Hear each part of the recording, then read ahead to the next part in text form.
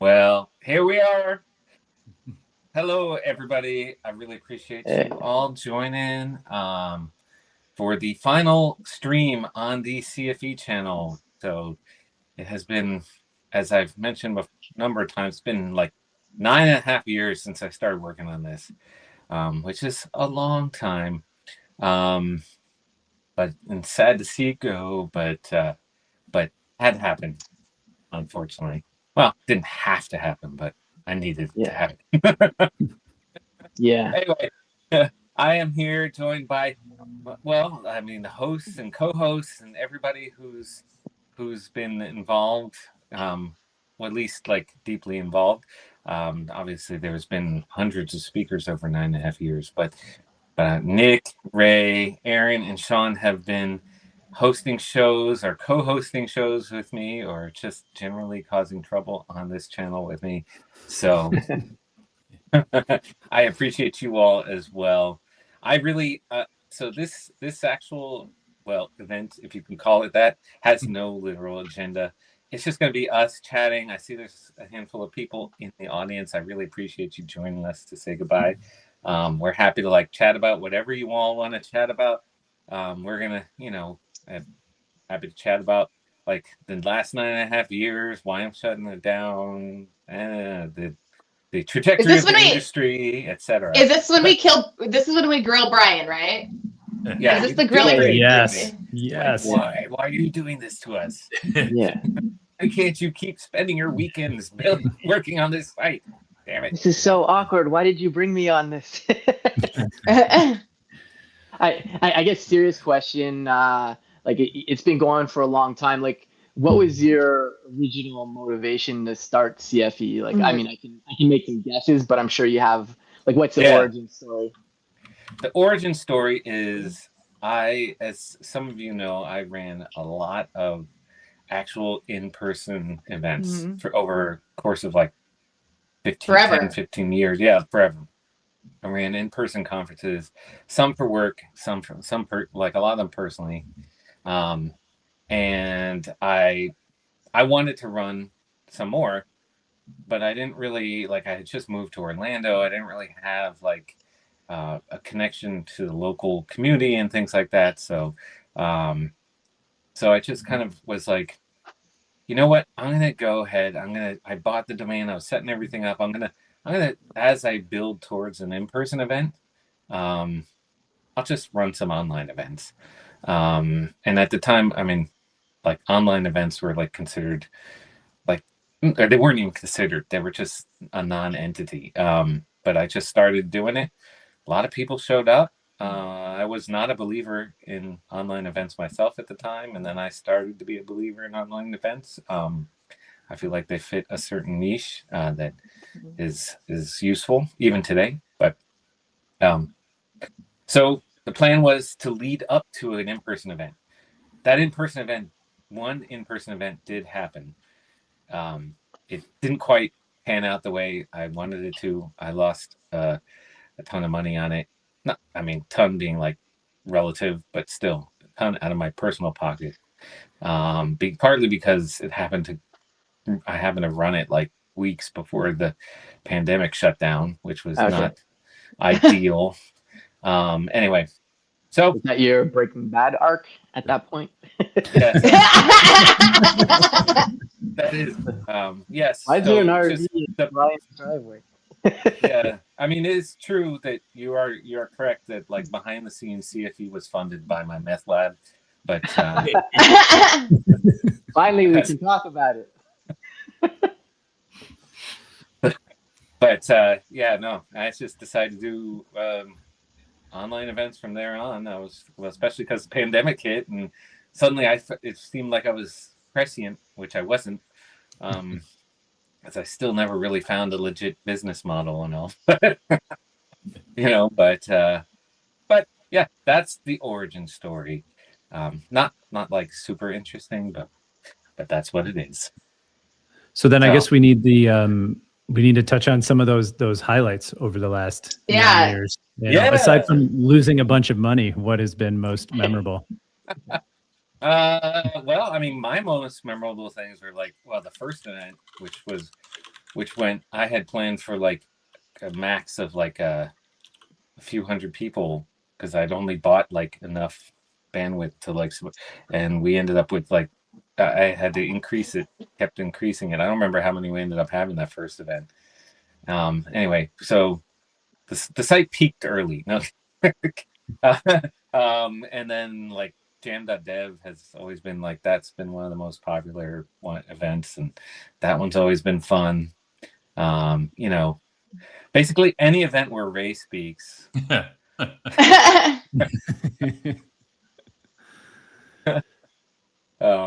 Yeah. So, I mean, it's God, there's been some really like my highlights would be like some of the presentations. Like this is where I felt like it was like it was a hidden gem. Because if you go to the archive, like there are some amazing presentations there, many of which even that are old, like that still resonate today. And I've been lucky enough to have like, you know, I feel like our speaker list was a who's who of like everybody who's been like, you know, important across the community. So, you know, it's like, you know, that's my highlight. Really. What about for you all? What were your highlights? I mean, you all have been involved for a long part of this journey. So share yours. Who's been the longest? Ray? I mean, Ray started speaking at like early on. But yeah, Sean was always doing like emceeing a lot too, weren't you, Sean? Yeah. Yeah, I think I started. It was early-ish pandemic, like 21, maybe. Maybe it's been almost 4 years, I think. Mm-hmm. Yeah, and that's what I mean. Those kind of like podcast talk shows were kind of a fun way to really like get out there and connect with people in a pretty dark time where the only way to really do that was on the computer. But then those kind of fizzled out, and I really enjoyed the I mean, similar to what Brian said, I think that the crew that we had and all the speakers that we had on these, not just the meetups, but like the actual the one-day virtual conferences, we got some great talks in there.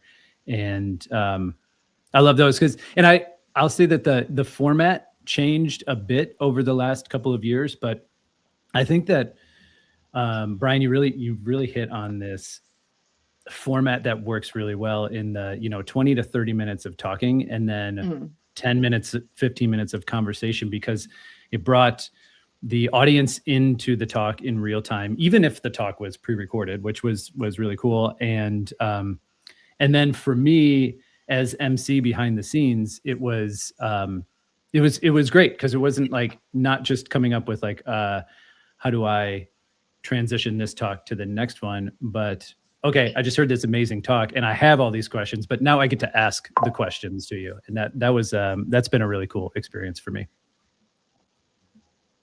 Yeah, I think we always, even the recorded pieces, like we always tried to have some live aspect to it, because otherwise, like, I could go just watch a YouTube video, right? Like I don't have to join a live. I go to an event because I want to connect with people, even if it's the speaker or the other attendees, and having the live aspect starts conversation.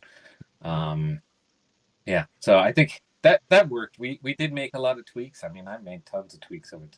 I used to have 2 speakers every time I ran the monthly thing, but and then I had a couple of instances with like major, busters, and like I was like, yeah, that's it. I'm done.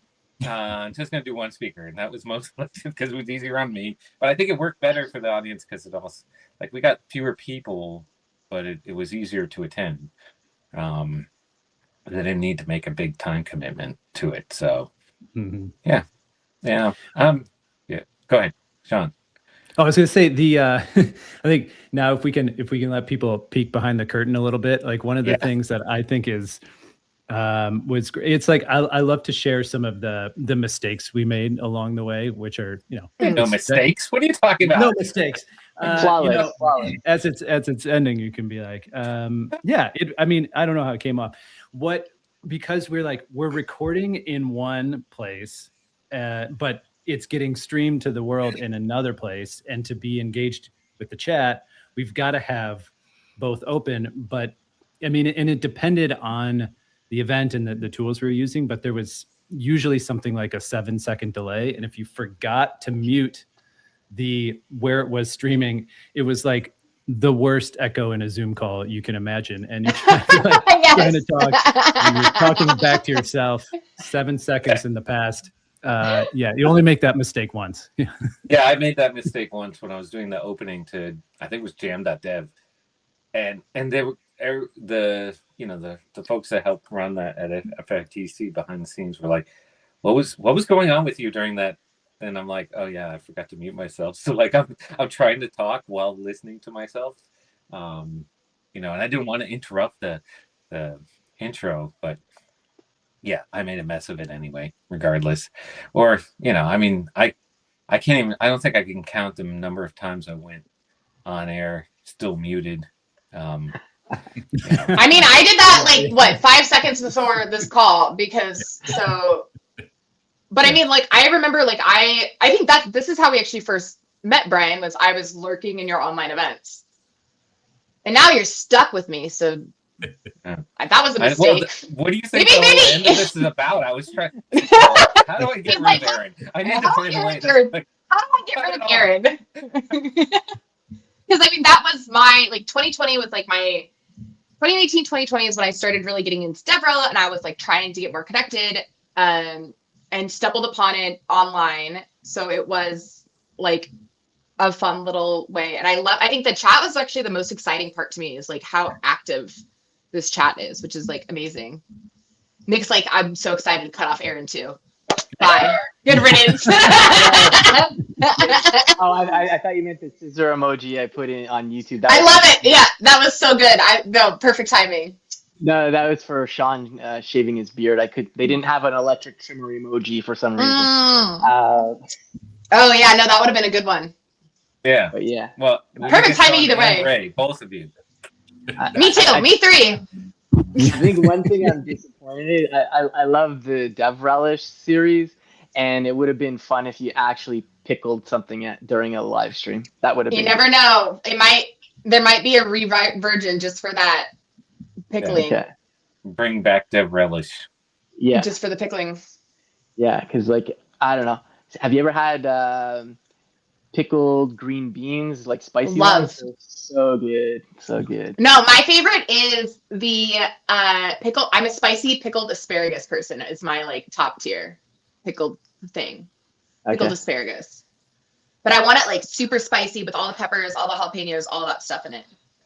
All right, we're gonna turn this into a foodie channel, maybe. Yeah.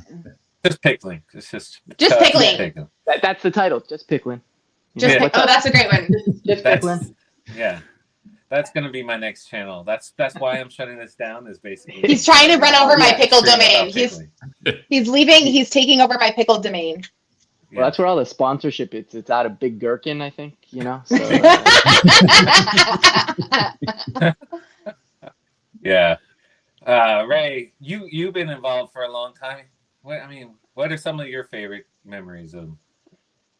I think both with my stream and just the shows in general, there was a lot more different content here, a lot more content that would not be accepted at a traditional conference, which I so appreciate, because there was more chances to see weird stuff, more chances to see fun stuff, just more chances that these things, and even if it didn't always work, CFE really allowed for that type of unique content that we are going to lose. Yeah. What do you mean? It always worked. I appreciate that. Actually, that is something I I'd say a couple things first of all, at a certain point, because, and I'm gonna be honest, it was partly because it made it easier. I was just open to ideas. If somebody said, hey, I want to try talking about this, I'm like, okay, I'll give it a shot, and then we'll see if it works. But also especially on the bigger events, and another thing, just online events, I think it's a difficult first time speaking for people, but it's also it's a low stakes in some respects, because getting up physically in front of people can be sometimes very difficult for your first time speaking. So I often tried to kind of just give people their first shot at speaking. And so, you know, it's I still think, like, I'm hopeful that somebody picks up the mantle on online events in a way that, like, because I feel like YouTube recordings, like, I mean, honestly, let's be honest, like, YouTube as a platform for streaming events kind of stinks.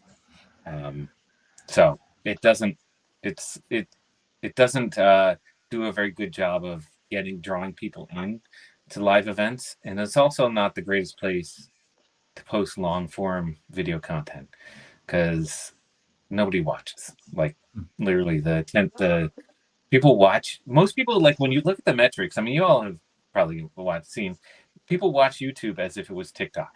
They watch like a couple minutes and then move on, right? Like, so yeah, it's it's not easy right now to really build that.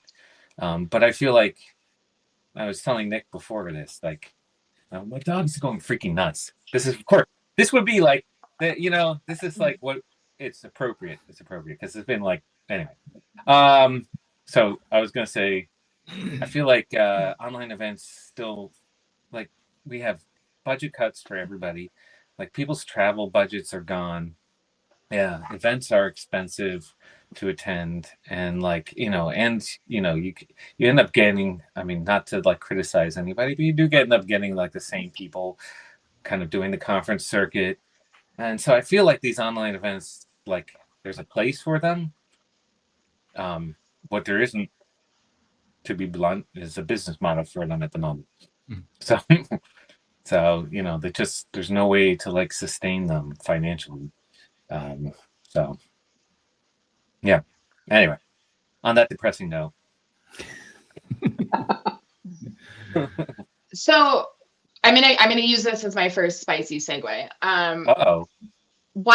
What do we think the future of these events are? Because, like, if we're not doing online streaming, we're not going to things in person, we're not, like, I'm seeing a lot of streamer being like, I'm not doing this anymore.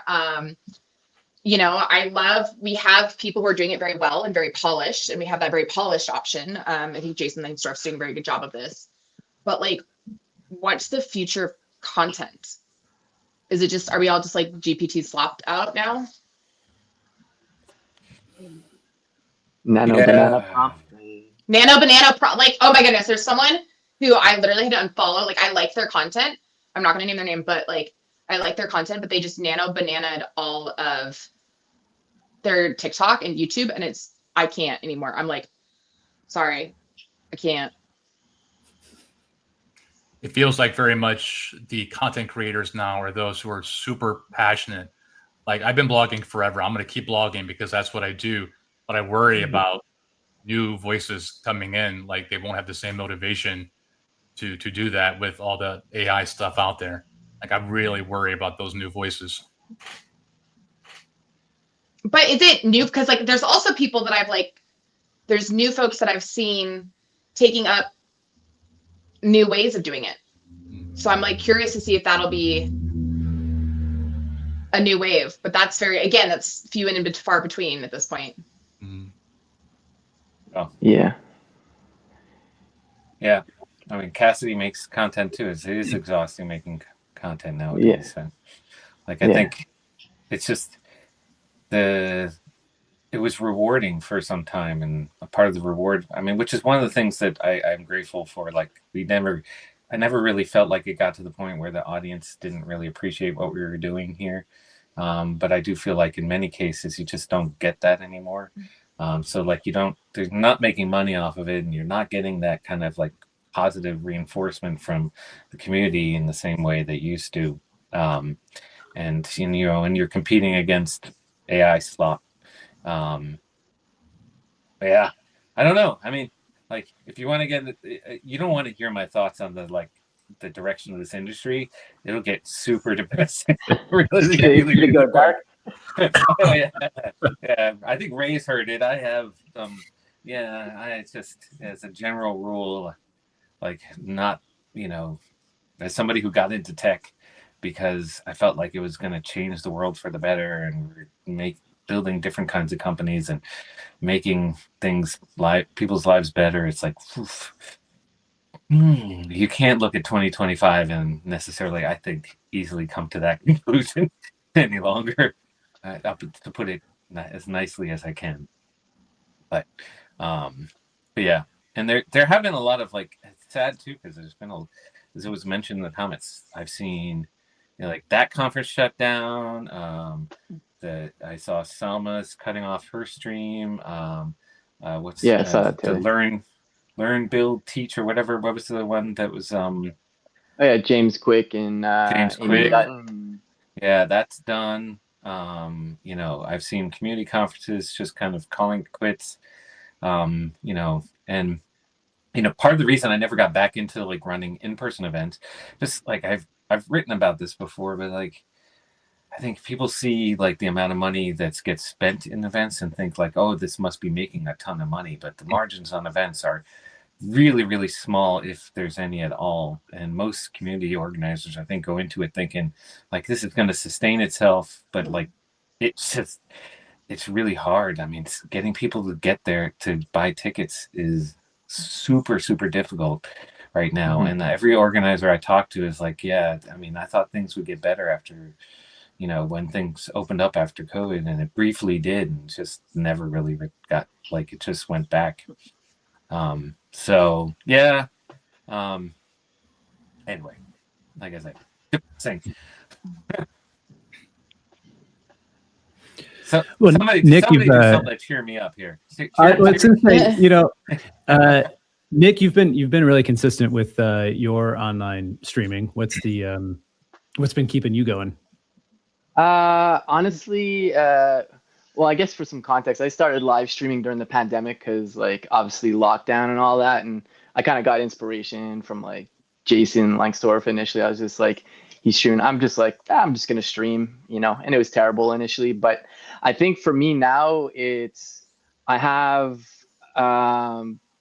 most of it automated. It's very low effort for me to just go online. I literally press a button on my stream deck and I just go, so like it's so low effort for me. And I don't mean that in a lazy way. It's like when I have guests and stuff, like I know what we're going to talk about and stuff, but it's the funny thing about it is, like, I think I still get pretty awesome guests, but I don't have like a huge following, which I find a little weird that like I'm able to get.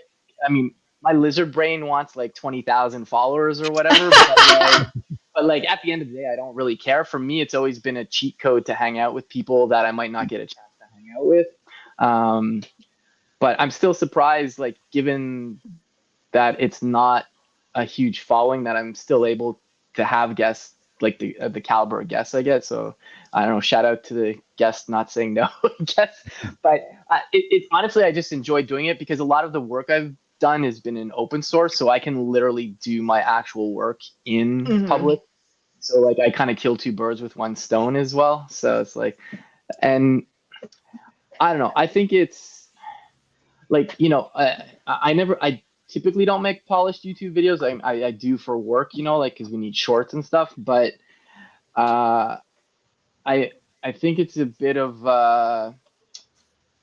what's the word? But like not showing you failing while you're building is a disservice to like devs. You know what I mean? Like because this is literally what will happen, like, okay, why isn't it compiled? Oh man, I forgot to npm install, or oh my god, I can't believe it, I'm actually on prod, not local, like, all that stupid stuff. And then like I think people seeing the struggle actually enjoy that, not in like a sadistic way, but just kind of like they'll either try to help out or they're like, oh, I can relate.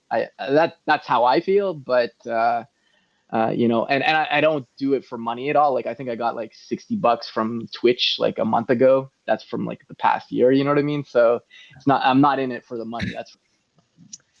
I think when we think about like this new wave of things, I don't want to be like, wow, we're a bunch of old doomers now, but like, man, like I think I am definitely an old doomer. I am not. I am embracing my young self. Me and my activity. Engaging the newbies. I was accepted into a developer Discord for Civ 7 this week, so look out, me and the youths are gonna be cool again. I don't know if you but pulling Buscemi with the skateboard. Hello, kid. yeah, that's pretty much me. Except that they're like all like memeing, and I'm like, oh, I don't understand these memes, and I was like, I'm just gonna go walk away now. Anywho, I think it's just gonna change like how we approach these spaces, and I think how like it's okay, like going like almost like so I've been like again just goofing off this month, hanging out with my newbies, 6-7ing in some discords, but like being willing to be like the loser on the wall and like just hang in there, I guess, figure out what's going on. But I don't but the thing is how do you there's not going to be the golden age or whatever of like people doing this for work. I think like Selma's blog post covered this very well of like that guilt feeling of like how do I get work to pay for this?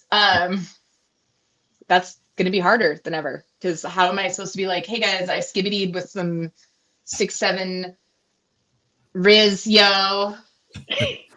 This is going terribly. Yeah. You forgot to say bro. You may actually bro. be the youngest one here, and yet you fail at being young. It comes with the bifocals, okay? It comes with the bifocals. Erin was born an old woman. I was born an old woman. I mean, I do think like there was some comments about like people being tired, and I think that tired is like is vague, but I do think it is generally like we just have so much. I think not just what's going on like here in the U.S. as an example, but also things good like like the workplace has been. Man, honestly, work has been enough for you all, but like it's been tougher recent years. And you talk to anybody else, everybody I talk to is like, yeah, things are hard. I'm working harder than ever, and the demands just keep growing. So I mean, the reality is, as I think you all would agree, like we all use AI, right? But like the reality is, like companies used AI to cut their workforce, but that didn't mean that it was picking up the slack. It was basically they dumped it on the rest of us. And I'm not speaking for my company necessarily, just saying in general. Brian would like a paycheck still, everybody. If you're listening for Brian's company, I promise he needs a paycheck. Yeah, but no. I mean, I'm now a manager, so I did that to my employees. Not like AI is taking. I'm using AI to like fill in the jobs. No, so the truth. So we're all just working harder to kind of fill that gap, and so they can use that money to pay for more AI data centers and crap like that. And it's like, anyway, so it's just that's I think the tired. It's not just like tired, like everybody's got their personal life tired, and that's going to happen regardless of what's going on outside. But like you add on to it all these other things, and it's just like, oof, my mind can only absorb so much on any one day, right? So yeah, yeah, and the 2025 has been rough. Yes. Yeah. There's also a lot of TikTok brain these days. Like I even find myself like I haven't finished a book in a while. Like it's not like I don't enjoy reading, but I just like end of day I just can't focus. Like or a lot of times like blog posts and stuff, I'll have it read it to me like my browser and stuff. It sounds really lazy, but it's like I don't know what it is. It's like because I do enjoy reading, but it's like I get a few pages in and then it's like I don't know. I feel like my not focus for work, but focus for like outside of work is like it's just terrible. Yeah. Well, and I think that's most people do this. Like this is an outside of work thing. So like adding that on, it's just who do streaming. It's not really like a work thing as Selma put and as Erin mentioned. Like this, like most companies are like, I mean, at best you get a begrudging like, yeah, okay, you could do that. They're not like, yeah, that sounds great. I mean, once upon a time they thought they streaming was the future. Streaming, and now they're like, yeah, nope.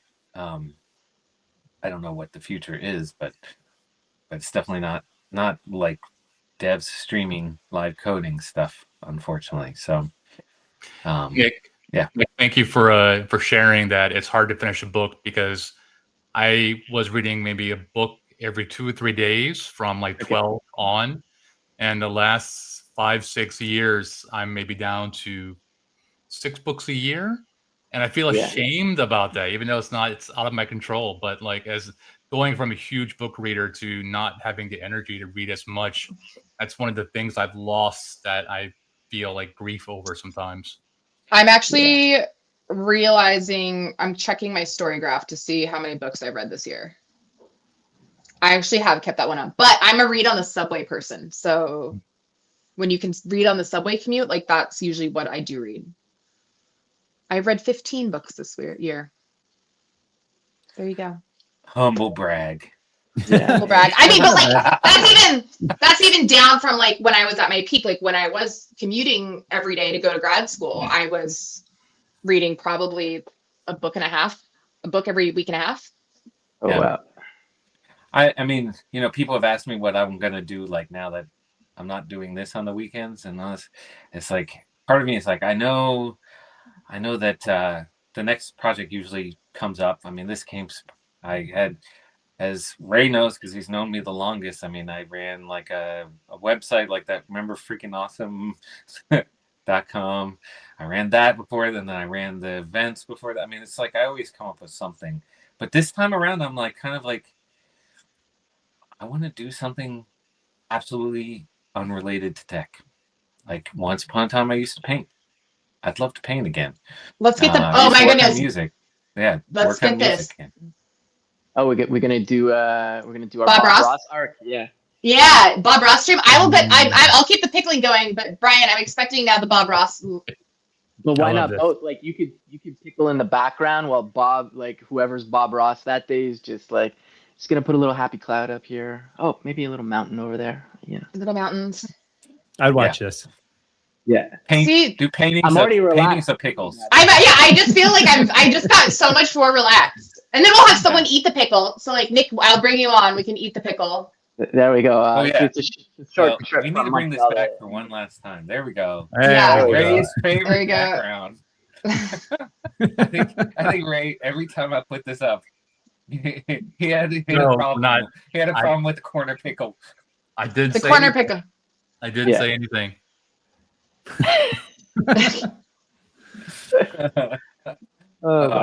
Yeah, it's just this. You were the only one, Ray, who saw that. The only one. Stop bringing that up. Stops reading books and keeps thinking about that background. I don't know. Yeah. Wait. Yeah. So that I'm sure I'll come up with something else, but what I'm thinking is like what I dream of is like just not related to tech. Do something, kind of get my mind out of that mode. So, but that being said, I do want to, because it came up earlier, that the site's going to remain up. I'm not tearing the site down. The channel's going to remain up. All the videos are there. The archive's going to be there. I'm not, this is not like it's going away as in there's not going to be anything new. It's not going away as in I'm going to tear the site down. I mean, I'm grateful that still to this day, Netlify basically gives me an account that I can put that thing up for free. So I don't have to worry about, worry about that aspect of it. I may drop some of the 11 domain names I have for the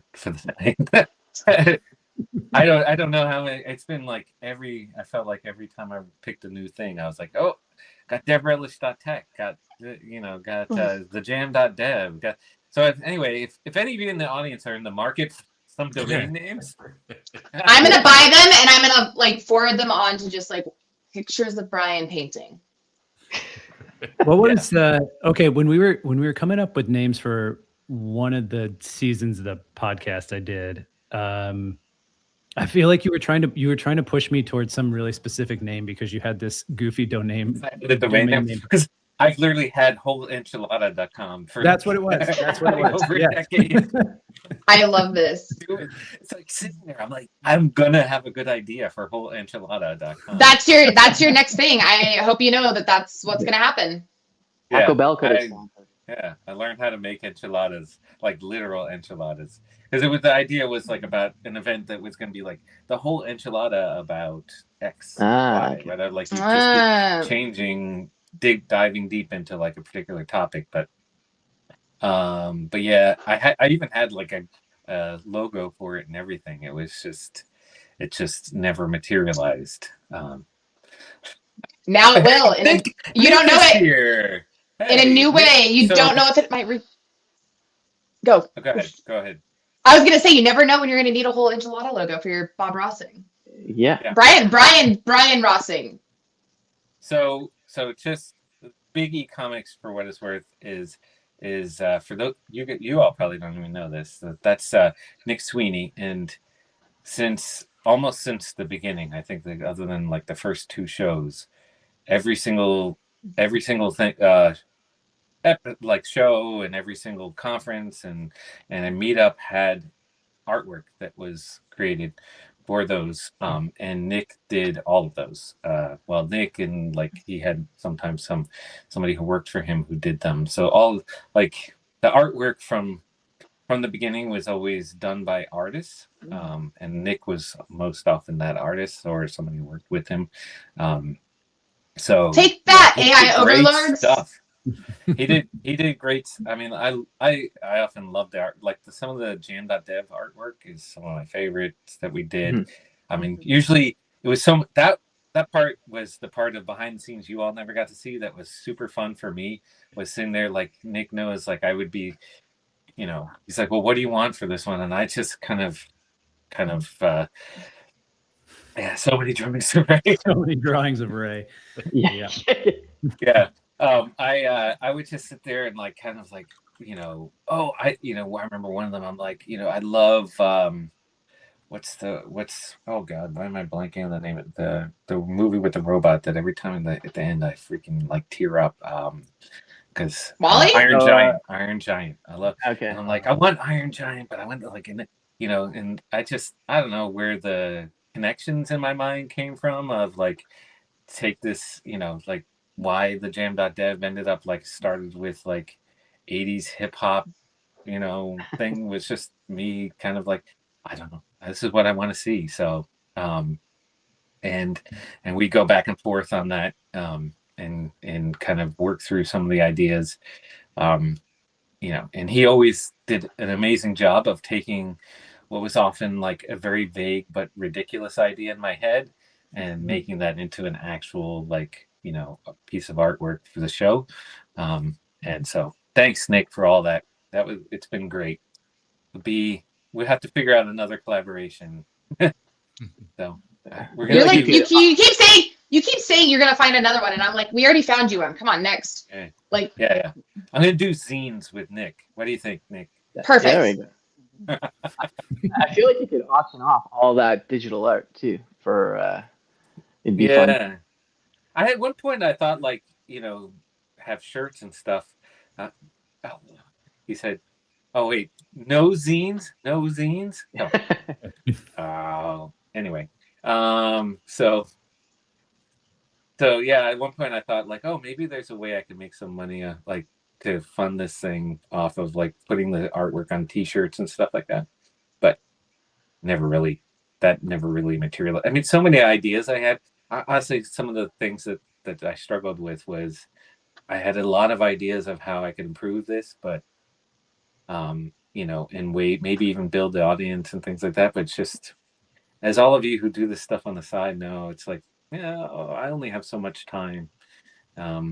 So I just it always ended up being like, oh, I want to do that and I want to do that, and just never really had the time to do it. I just had the time to kind of maintain. So anyway, yeah.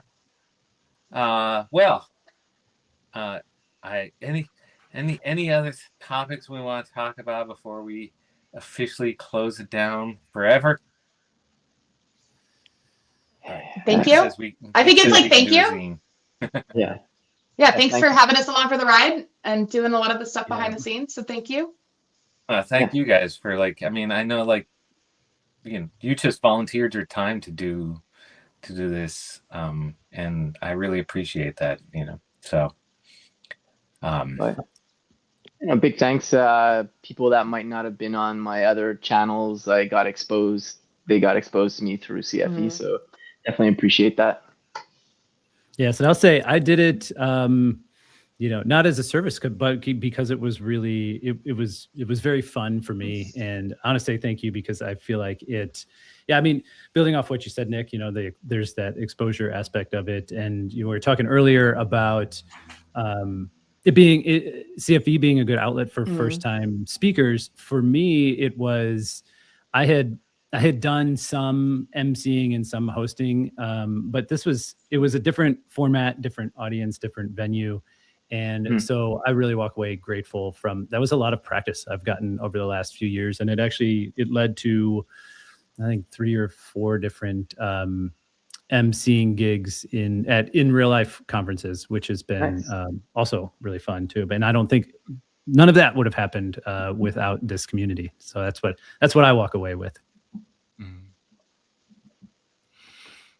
Well, go ahead, Ray. I'm very happy that I was able to launch my stream on here, like having a long history of doing the stand-up slide deck code demo type thing and switching to I'm just gonna play with shit. Like that was so freeing and so fun. Like I never stressed over my stream. I looked forward to my stream, and when things went wrong, it was fine. It was a polar opposite of being on stage. It was just it was fun. So thank you. Yeah, I think like I'm good. Repeating what Charles said is like just the care and empathy that you put into it is like noticeable, especially like as someone who started as an audience member. Like that's important. So thanks. Thank you all. So yeah, I know with you all and like with so many members of the audience who like obviously I know very well at this point, been coming for years, or I know you through other communities. Like this is not the end of our relationships, except for you, Ray. Oh no, we're done. You're dead to me. But it is sad that this thing that connected us will be going away. But I know that like we'll remain connected going forward. So we'll have like, give it a couple years, we'll have like a CFE reunion. We'll all meet up. I don't know where, in New York. Make it easy for Erin. Yeah, I'll take it. Anyway, yeah. And we'll invite audience members. We'll be like, hey, CFE audience members, join us in New York. This will be the in-person event I dreamt of that never happened. Right? So here, I like this, Charles, of like turns into O'Reilly competitor, but we can actually make this fit with the future stream. Like instead of O'Reilly competitor, you're now the O'Reilly paint illustrator. So the animals on the cover, it's now going to be like the painting animals. Yeah, I mean, Ray and I are well familiar with the animals on the cover. I don't even know whatever that was. It was a weird choice. It's a long time ago. Yeah, for our first book together. I've barely forgiven Ray for getting me to write books with him. You want to write a book, Brian? That'd be a great activity to do next. That's never gone wrong, right? So yeah, it's just this is just a little bit of like, it means Certified Fresh Events. That was the first name of the site. It's just made for a very long domain name, so I just started calling it CFE. But I actually, crispy fried eggplants, pretty good. It's pretty good. I it would be a really long domain name too, though. Crispy fried eggplants.com. But I could have that alongside my whole enchilada. Yeah. We did have a lot of food-related stuff, by the way. I was gonna say over the time that it was like food-related stuff. We had what was your first show, Sean? That was it's sandwich hour or something. Yeah, Code Sandwich Hour. That's what it was. Code Sandwich. I do remember Code Sandwich. And then we had ours that was had a pickle theme.